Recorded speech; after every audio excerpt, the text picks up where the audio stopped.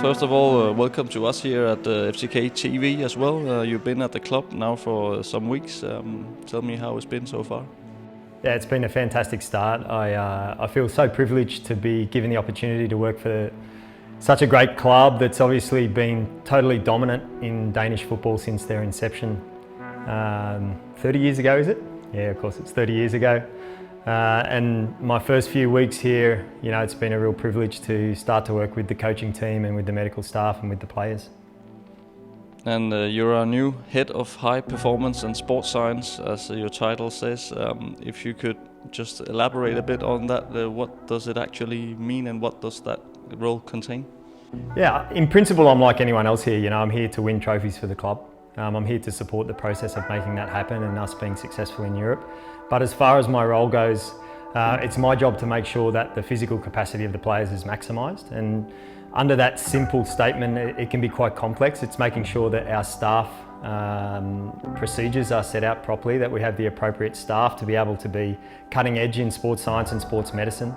And then making sure that all of that information that we gather and all of the things that we're doing with players are integrated into the way that we want to play at FCK. So it's supporting the coaching staff and making sure that they have 100% availability of the players and that those players are fit to play the game that they want to play. So I guess a bit more than just a fitness coach. Yeah, I mean, I like to think that I'm a little bit of an interpreter that takes the knowledge that we have in this club from sports science and sports medicine and then make sure that that's being realised in the training sessions and make sure that that's being realised on the pitch.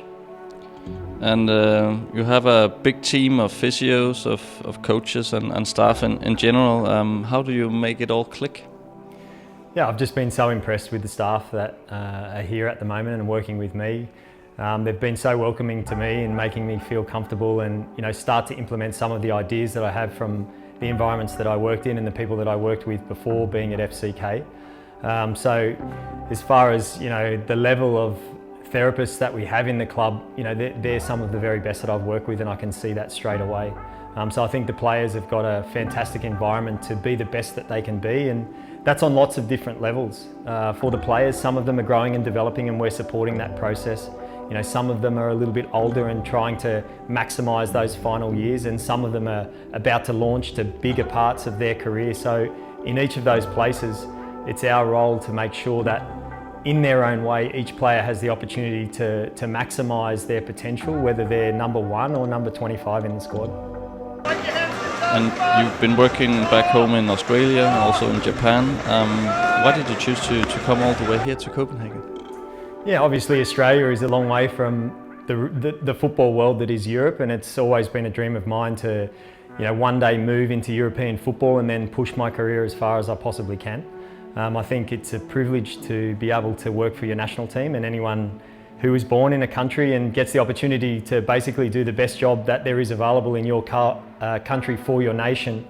You know, it's a very proud moment, and for us to qualify for the World Cup like we did against Peru, you know, it was a beautiful thing as an Australian and as a person in that role. But, you know, when I've achieved that, I always had this burning desire that I wanted to work, you know, in a top European club. And when the opportunity came with FCK, it was just no question. It was a combination of professionally what I was able to achieve, the ambition of the club, what Copenhagen offers to my family. It was just too good to be true.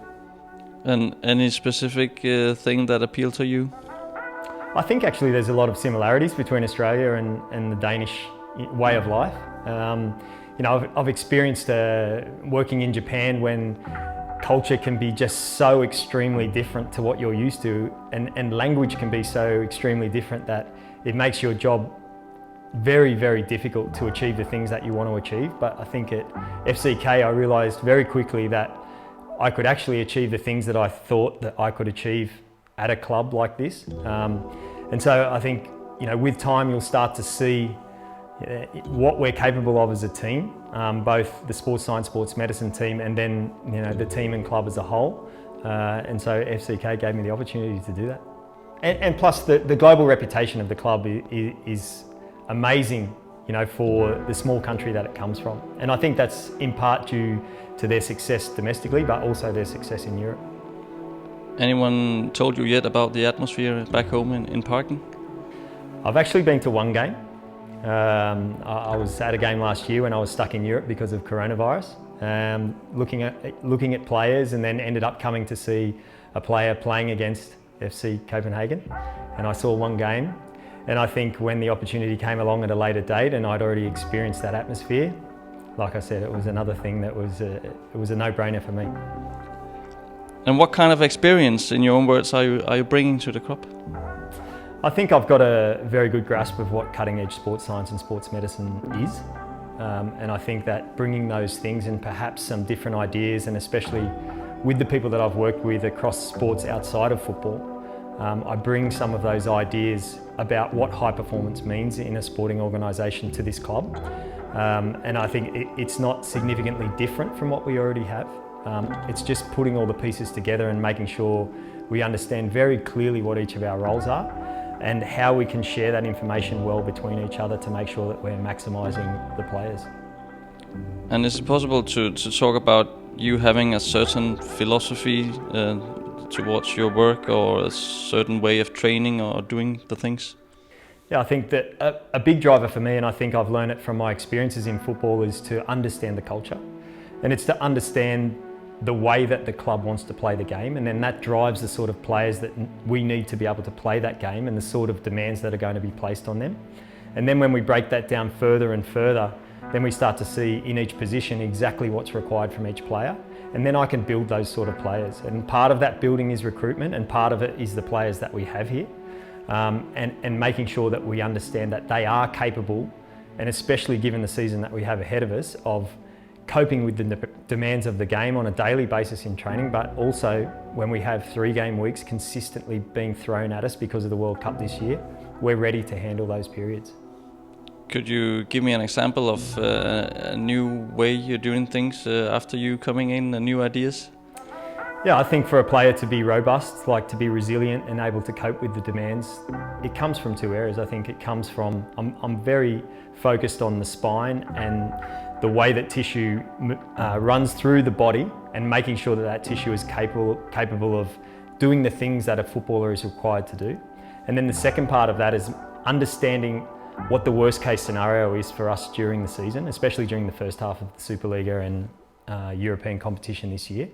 And when we understand those worst case scenarios, we need to be able to demonstrate in training long before that we're capable of coping with those demands.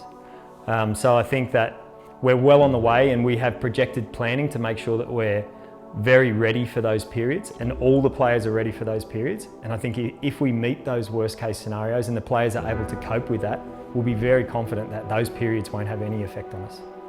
And how can you support, in general, the way of playing that the coach wants, or the management wants, like intensity, high pressure, and being dominant? Yeah, I mean, it's very obvious straight away that the style of play at FC Copenhagen is that we want to be aggressive. You know, we want to put teams under pressure, and it's a very physical way of playing. And so with an understanding of that, that drives the way that I want to train the players. So the training methods are driven by the tactical outcomes. And so being with the coaches and understanding those tactical outcomes drives the actual movements that the players will be required to do, and the sort of capacities that their physiological systems will have to be able to achieve. So I think the starting point is always, as I said, the culture, which is how we want to play, and then making sure we design programs that replicate that. And at this point, what are you looking forward to that awaits when the season starts? Look, I'm looking forward to being at the Parken. Honestly, I can't wait for those big games. I can't wait for European nights. And in the end, like I said, I'm here for trophies. Like I've been driven by that my whole life, and it's no different here. Once again, warm welcome. Thank you.